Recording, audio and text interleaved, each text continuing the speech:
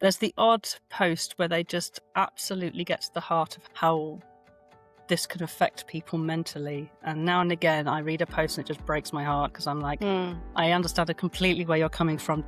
So the Hyperhidrosis Database is somewhere I wanted to put down everything that I knew about hyperhidrosis, how to treat it, how to test for it, how to look for other things that might be associated with it. Now and again, there's still such amazing ideas that come out of the subreddit. And I'm like, genius. And so obvious. So many of these things, they just sound so obvious. There was one recently where they said, welcome back to the Sweaty Girl Society podcast. I'm your host, Karina, and today we have Annie on the show. Based in Germany, Annie is one of the moderators of the Hyperhidrosis Subreddit, which gets nearly 70,000 visits per week. She's also the creator of the Hyperhidrosis Database. I have so many questions for Annie. I'm so excited for this conversation. So welcome, Annie. Thank you so much, Karina. Thank you so much for having me. I'm really excited to be part of this. Like, listening to your previous podcast, I think it's just such a lovely avenue to kind of hear other people's stories. I just think it's really valuable. Well, thank you so much. I'm so excited to dig into the Hyperhidrosis subreddit. I love the community there.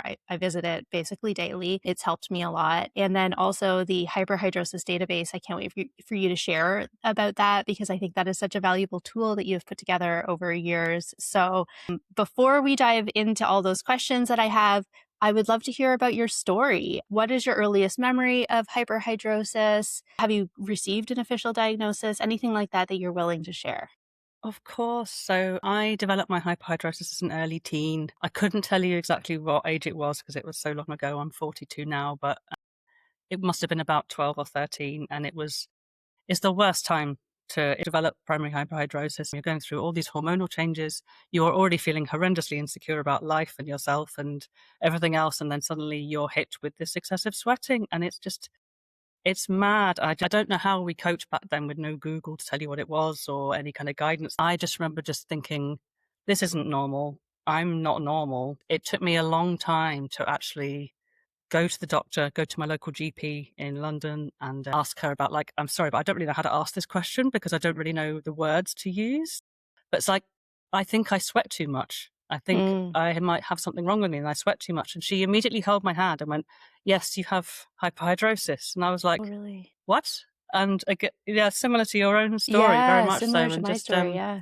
I was like, I don't know what that is, but I feel so lucky that she knew what it was because doctors don't always know what it is. And doctors often just assume it's going to be something else secondary or hormones again. So it's very difficult to diagnose, I think, if someone isn't aware of the whole disease space. So I do feel incredibly lucky that she immediately referred me to a dermatologist. And I was very lucky again back in the 90s when I could get Botox injections in my armpits for free. It was all on the NHS. It was fabulous. I know it's not the same now because it's all considered to be elective, which is a very sad story. I know it's very much the same kind of everywhere else at the moment as well. Yeah, that was basically my growing up story. It's just lots and lots of situations where you feel horrendously self-conscious. You were trying to be a teenager, you're trying to be confident and kind of finding yourself. And it's incredibly difficult to do when you are constantly being much more self-aware, much more self-conscious than other people might be. And there's some awful, embarrassing memories I'm sure all of us kind of share to do with growing up with hyperhidrosis. But yeah. Yeah. What you say, I think, is so true. A lot of us start really noticing the sweating when we're about that age. And there are so many other things going on in life, social things are changing, school's getting harder, friends are getting tougher to navigate. And then you don't have the words, right? Like you mentioned when you went to the doctor, it's sort of like, I sweat. Sweating is a normal, for most, not everybody, but for most people, a normal part of a daily experience. But as a child, you're trying to navigate, like, my body feels different. My sweat feels different. It looks different from my friends. So I'm so glad that you were able to get that diagnosis at a relatively young age. How old were you when you went to the doctor? I think I was 16.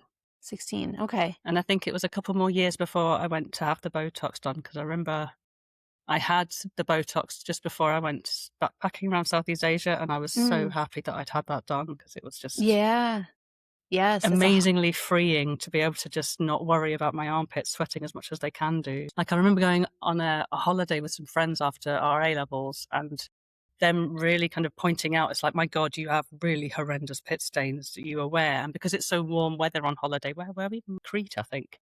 Okay. It was Nice. really hot and quite muggy as well. So yeah, I didn't even notice it. I think normally we can feel the coolness underneath our armpits to kind of tell us that we are having a bit of a sweating episode. And because it was so warm there, I had no idea. And so I was just walking around feeling quite comfortable. And then my friends were just like pointing it out, and it just, yeah, Mm. embarrassing moment indeed. Yeah, yeah, for sure. It's hard to have somebody else point it out. I know that that leads to this sort of cycle of us working so hard to try to hide it. Absolutely. Yeah. Yeah. You mentioned that you've had Botox done under your arms. Was that a few times? Do you still continue to do that today? That was a few times. It was at a local dermatology clinic. I had 50 injections in each armpit, thankfully with pain relief after a couple of sessions. But I continued to have that done, I think, every 9 months for about 3 or 4 years. And I noticed after the second year that they were having less and less effect each time, and it wasn't lasting as long each time. Interesting. So I did end up just saying this probably isn't worth continuing to kind of go to the clinic, get it done, just to have a couple of months kind of sweat free, especially as I was developing hyperhidrosis elsewhere at this point as well. So it's kind Mm. of spreading out. So I So was like, you first noticed it under your arms? yes, underarms, hands, feet. That's where mine Right. started. The Same. classic, the classic. Same. Yeah. Yeah. And then as I got a bit older, it spread to, I think the first place I really noticed was my face and under my hair as well. And that's still quite a big problem at the moment. And um, arms, legs, stomach, chest, back, ass. It Mhm. was pretty much global after that. So yeah. Yeah. It's funny when I read about the different types of hyperhidrosis. There's like, oh, do you have primary focal on your like palm or underarm, or is it like generalized? And it's sort of hard to because It's hard to it's like find. It I really don't have it is. like right here, Yeah, but I yeah. do have it like right here. And so is that generalized or is so Exactly. yeah Yeah. Yeah, yeah I feel like I almost have two types of hyperhidrosis. So I have like my baseline hyperhidrosis, which is still my feet, hands, and my arms, which they're never dry. They are never dry, yeah but it's not awful. It's not. It's just like a constant clamminess, constant damp, but not dripping. And then when I have the kind of more extreme episodes, which is when I'm out and about, I feel like I'm being observed or someone's watching me, or even someone phoning me can set it off, which I find yeah hilarious because no mhm one can see you. And mhm I just thought the doorbell going can set it off. And then it's everywhere. And I just get this kind of absolute hot flash. And I feel mm, like there's a furnace just been lit inside me, and I can just boom, out every pore, starts. mm, Doesn't drip so much, probably because I'm wearing clothes, but I know I do notice on my head and under my hair that will really start to drip if I just let that do what it wants to do. So yeah, lots of tactics I've developed over the years to kind of help hide it, help combat it. I'm sure it's the same for all of us really, but yeah yeah. yeah no, I would love to learn a bit more.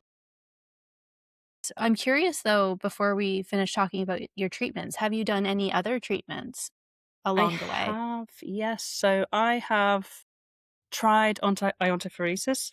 Mhm. Bit of a mad story with this one. So I bought the Dermadry Total. So that's hands, feet, and underarms. And I Yeah. had really good effect with my hands. That was Uh-huh. fantastic.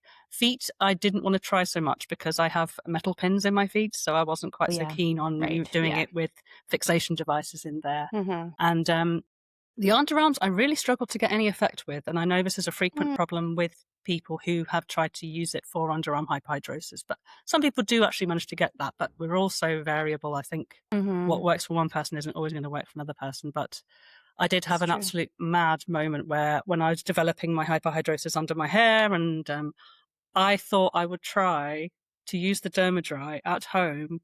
I got a plastic bucket, put it on Uh-huh. the floor, and it Uh-huh. had like a collapsible side, and I put the back of my head in it,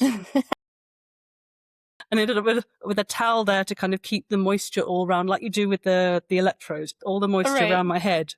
And then I had the other one on my hand to complete the Huh? circuits. Yeah. And it did work. It turned Yeah? on. It started doing it, but Okay. then the moment it got anywhere, I was sure I could taste my amalgam filling, so I stopped. Right? You're like, "Maybe not, maybe not."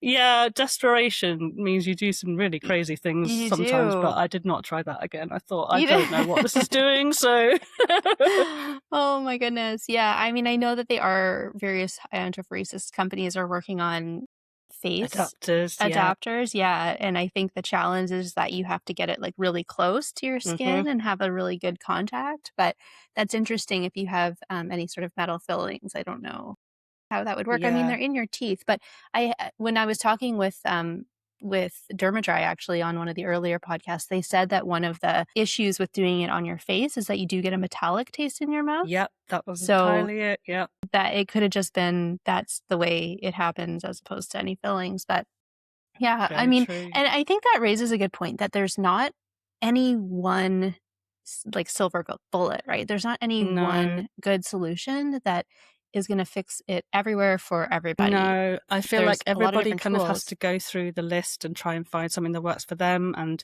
I remember hearing you say in another podcast, it's often not the same throughout your life either. You don't find one fix and continue that throughout your life and everything's fine.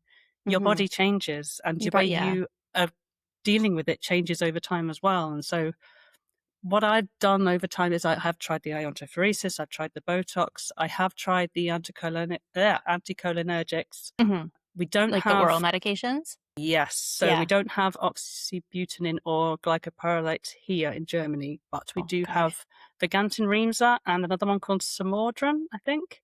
Okay. And they are pretty much very similar, so Yeah. anticholinergics, and I did try them and I couldn't cope with the side effects. Yeah. I felt like I had such severe cotton mouth that if I tried to say anything, then I would just end up coughing at people. Yeah, short-lived attempt, but I tried. I'm with you there. I've used them a few times here and there. Great for when it's working. I've always found the next day after that, my throat is a bit sore. And I've tried going down really down low on the dose, but then it just is not that effective, right? But, Exactly, yeah. there's a lot of people that are on it every day and that, it's life changing for them. Oh, So I know a people lot of rave people have, about it in the yeah, and a subreddit, lot of people have yeah. had amazing results. So it's really, it's frustrating because it can take Yeah, months, if not years, to sort of figure out what works for you. But yeah, very yeah. much so. Yeah. So, okay. I'm so curious to dive into the subreddit. How did you end up becoming a moderator?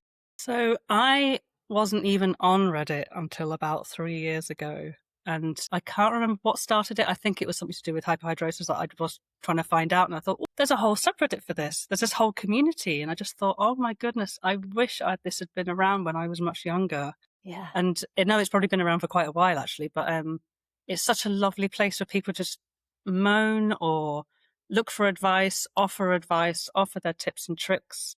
It's just a really, really amazing space, and the people are actually really, really supportive of each other. And Yes.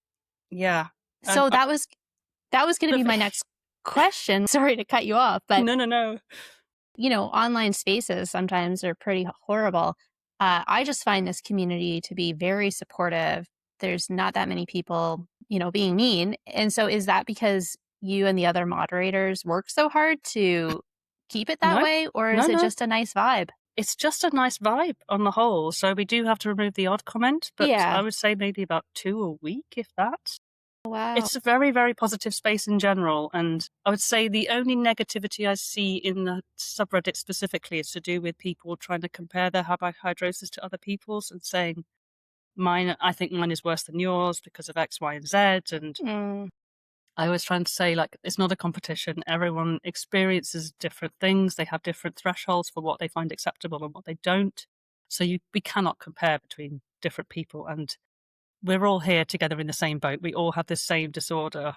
So let's just try and support each other and not try and bring each other down, because yeah. it's not constructive for anything. But on the whole, it's such a positive space, and people are really nice, and people really take the time to do these really detailed responses to posts. And some of the posts, even, I know that some of them are AI generated, but some of them make some really amazing summaries of all the different things you can do for hyperhidrosis. And Yeah, people are really using the Yeah. tech that's out there these days really well, and it's very impressive. Yeah, and some people are just so funny online too. Oh, yeah. Oh, There's yeah. some good, comedic relief on there as well, which I appreciate. So, Absolutely. Yeah. yeah, it's a really lovely space and it's growing. Every time I open up the app and look at the account, it's growing all the time. So, Yeah. that's good. It was a bit daunting, actually. I didn't apply to be a sub or have any interest in being a sub. But then I met another guy who had hyperhidrosis also living in Germany, and we set up the Hyperhidrosis Help subreddit because we could not get in contact with the moderators of the main one. They were completely AWOL and we couldn't get them to reply. So we made that one and it was okay, but it didn't have anywhere near the same levels of subscription of people. We just thought it's great having that there, but we don't know how much exposure it's getting or how much it's really helping people because people are Mhm. always going to navigate towards the main hyperhidrosis subreddit. Mhm. So then my other good friend online, the Chillest Capybara, Yeah, that's yeah. his handle. So he is the other main moderator of the sub, and he's a fantastic bloke over in America. He's the one who badgered the mods, the current mods, to say, look, we need to get you either replaced or you need to add some more people in because this is stagnating a little bit. There are lots of different things you can do with subreddits these days that we can't Mm. do because no one has that access to be able Mm. to amend anything. And he just badgered them until they added him, and then he added me. And then we've been adding the odd other mod here and there just to kind of help keep things going and having kind of a decent number of people helping with the moderation. It's really nowhere near as big a job as I thought it would be. I was a bit scared that it would be Really? a full-time kind of thing, but it wasn't at all. It was just I log on a couple of times a day. People are really good for reporting anything that is a bit strange or a bit does probably need removing. Yeah, it's been on the whole a really positive experience. And then the hyperhidrosis database as well.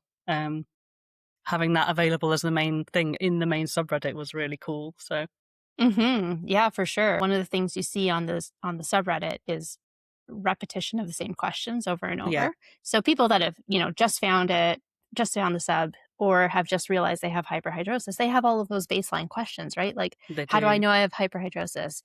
What do I do? That's the big one. What do I do? Somebody tell me how to fix Where this. do I start? Yeah. Where do I start, right? So your hyperhidrosis database is a really good place that people can start looking through all of the things out there.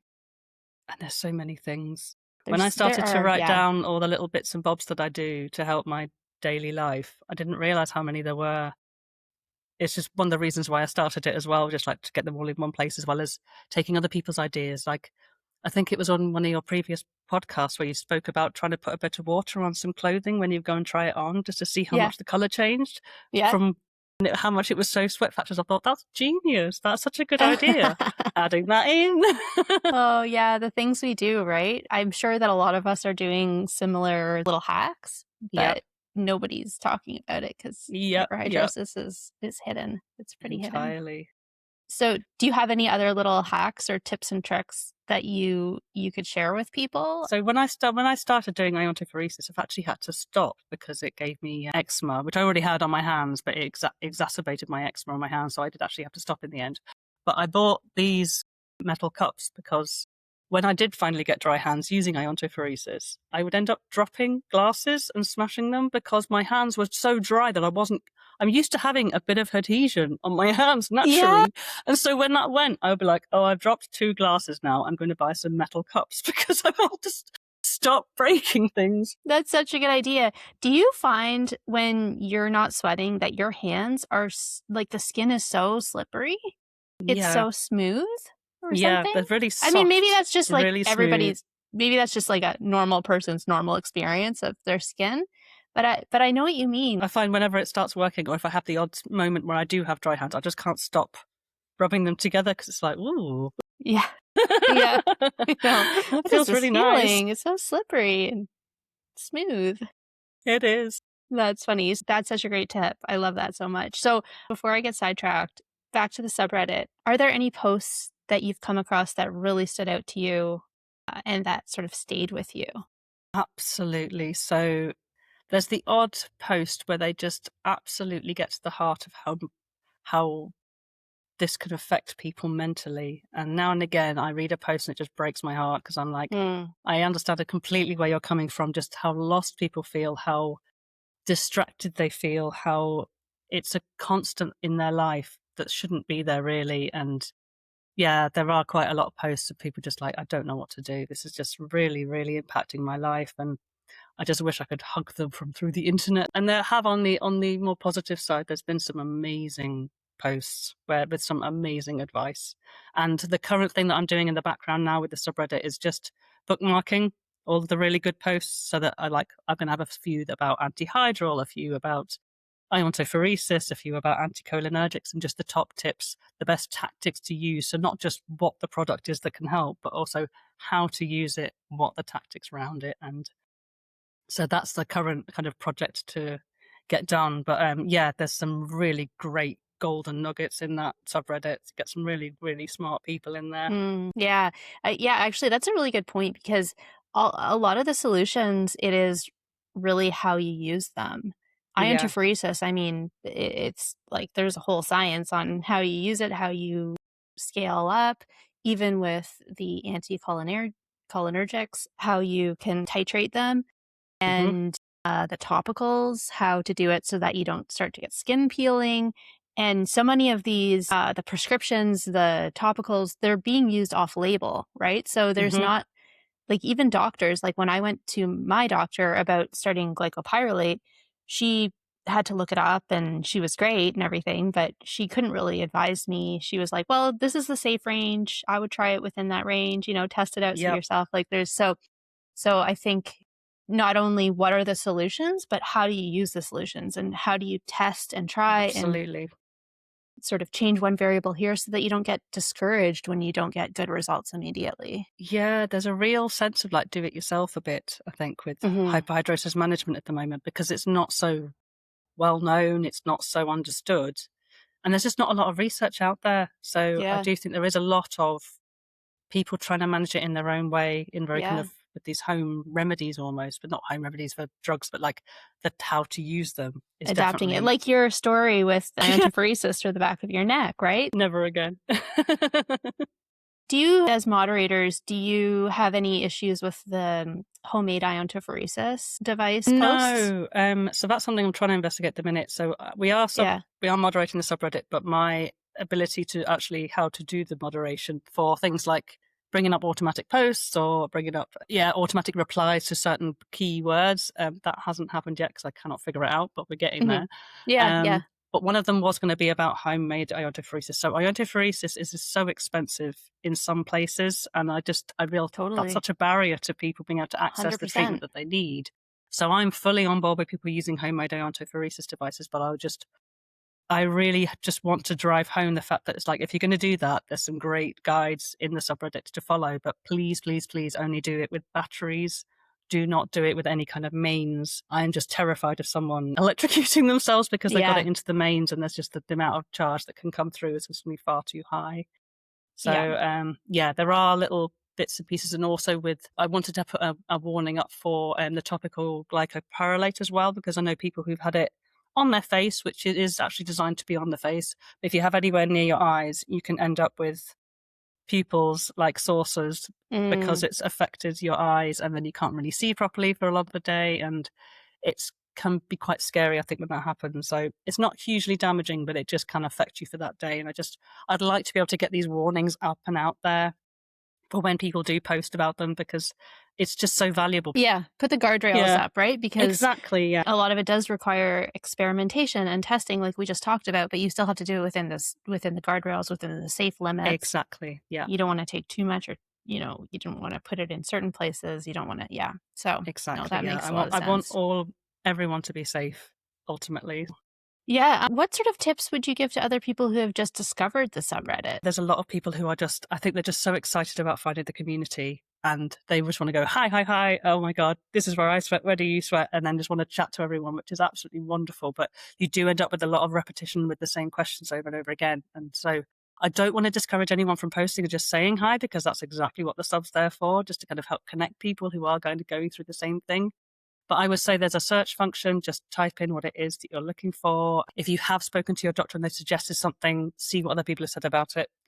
Or look at the resources there are on the subreddit. So we have a freshly done wiki, which is kind of a combination of lots of different resources in one place, including a really cool infographic that someone did not too long ago that I just asked if they would be okay if I included it in the wiki. And it just has this beautiful infographic of just like, this is the treatment area, this is how effective it is, this is how expensive it is, this is how long you can expect to wait for it to have an effect. And it's just a beautiful, beautiful little infographic. I thought I'd never be able to do that myself. It's kind of what I wanted to do with the database, but I just can't, I don't have the visual skills, which is why it's still in Excel. Yeah, I'll have to check that out. I'll have to check out that infographic. Yeah, cool. Okay, so let's dive into the hyperhidrosis database then. I Yeah. love this tool. I discovered it on the hyperhidrosis help sub when you had shared it there, and I have since bookmarked it and gone through it numerous times. It is such a work of art, and it looks like it's taken you years to compile all of that information. So for people who haven't come across it yet, can you explain what it is and what your goal was there? Definitely. So the hyperhidrosis database is just somewhere I wanted to put down everything that I knew about hyperhidrosis, how to treat it, how to test for it, how to look for other things that might be associated with it, secondary causes of hyperhidrosis, etc. And I just thought I need to put this all in one place. And I'd had so many little tips and tricks myself that I wanted to put those in it as well. And then when I started regularly reading the subreddit, if I just saw someone with a really good suggestion or a really good tip or a new product that I hadn't heard of, I'd just save the post. And then once every couple of weeks, I'd just update the whole database with that new information. It's all filterable and searchable by these different parameters. You can look for ones that aren't so expensive. You can look for ones where they're actually produced or where they're actually available. And yeah, I think it's almost a demonstration of how complicated hyperhidrosis is. It But there really is is, so yeah. many things that you can do to try and like make your day a little bit easier. Even now, like I'm in sort of 2 years into making it, and once I kind of got the main bulk there, it's actually very easy to maintain. So it's not at all like a big job or anything. Now and again, there's still such amazing ideas that come out of the subreddit. And I'm like, genius. And so obvious. So many of these things, they just sound so obvious when you actually like read about it. So I think there was one recently where they said, oh, I have really bad night sweats, like seriously bad night sweats. And I just soak my bed, absolutely soak my bed. And they said, have you ever tried in a hammock? You can get these really comfortable home hammocks. And rather than massively overheating and then just sweating and sitting in your own sweat for so much of the night, they got themselves a hammock to sleep in. And it was like, this is the best thing I've ever done. And it's just like, that's genius. What a great idea. It really is. There's so many of these little things. Like, I remember when I made my cushion for my computer chair, and it's made out of buckwheat, and I just bought some buckwheat because you just can online, obviously. And so I just made my own cushion, and it's just a natural substance, and it's just got it's basically made of holes, and it just means that I don't end up with such a sweaty ass like when I'm just sat there trying to do work and stuff. So yeah, oh, I need to know about this because today one of my projects is to build a new chair and take my old office chair out because I have completely ruined the fake leathery cover on the chair. It's completely peeled off right under my bum where my sweaty bum goes. And so the new chair that I bought is a mesh bottom. But I need to know more about this. So I'll go on and that's good. See, the last chair I bought had a mesh back, and I was like, this is wonderful. This is perfect. But the bottom was just that synthetic foam, and I was like, that's not going to last. No, I'm gonna destroy that with my sweaty bum. Exactly. Yes. Yeah. Okay. Cool. That's great. So where can people go to find the hyperhidrosis database? So the Hyperhidrosis database is one of the pinned posts in the Hyperhidrosis subreddit. So you just have to navigate to this Hyperhidrosis subreddit, and at the top there are these sort of key announcement areas, and one of them is the database, and one of them is our collaboration with Discord. With Discord, the Discord group. Yeah, that's awesome. Awesome. We started. This guy, he created this Discord a couple of years ago, and it just got bigger and bigger and bigger, and it's a really handy tool for immediate conversations rather than like posting a post and then waiting for someone to reply. People might not. Whereas that you can just have immediate conversations with people that understand your circumstances, and it's really cool. And I was really happy that we could actually make that collaboration between the two of us. So now there's an embed in the Discord so that all the posts that go up on Reddit end up in there so that you can see it from a different place if you want to. And then, yeah, we're just going to have frequent collaborations, I think. So Yeah, I like the Discord space too. It's more of a chat style. I'm relatively new to Discord. I'm a bit older of a generation than the Discord. My son uses Discord and he showed me how to use it. But I like that, yeah, you can have that real-time conversation. And I like how there's other, I don't know what they're called, channels. Yeah. You can have lots of different topics within one whole people are just Discord. chatting about photography or their, travel or different interests. So you're talking with people who have hyperhidrosis about random other things, which is nice. It's just, it is. It's we don't really always nice. have to talk about our sweat. So yeah, exactly. Yeah. Okay, so I wanted to ask, you have gathered so much information in the database, and I feel like this could be so useful for researchers or doctors or somebody that has this sort of interest. Do you have an interest in advocacy work? Where are you at in that regard? Patient advocacy is something I wasn't really aware of as a thing until I started my current job, where we do look at patient advocacy organizations mainly for cancer and other disorders. But I suddenly realized that we don't really have a huge amount of advocacy in hyperhidrosis. I do think we have a lot of need in the hyperhidrosis community. And I think the fact that it's still treated as a cosmetic problem in a lot of countries is a big deal to me, because it can severely affect mental health. I mean, we know how much it can have a negative effect on your mental health. And without the advocacy there and being told by your doctors that it's going to cost money to get whichever XY treatment because it's not covered currently by insurers, because it's regarded as elective or cosmetic, then we need that advocacy. And we in general just need more research about it, because I remember listening to your podcast with the lady from Sweden. Hydroxa, that's the one. Yeah. Yes. And just how it's not really understood how it works. And I know it does work incredibly well. Lots of us have used it, but just the research hasn't been done. And we just do not know. We know there's a genetic element, but we don't know exactly which genes or which polymorphisms might be affecting this in these ways. And I just think there's a lot more that can be done. And so much more. And it affects 5% of the population. This is not nobody. Exactly. This is more common than, psoriasis, for instance, but there's just this element of it being hidden. I don't even know why there hasn't been research done. If it's a lack of interest by researchers, if it's just an underreported and under-advocated for condition. But I think it's a little bit of all of these. I think the subreddit is doing its piece by having it there.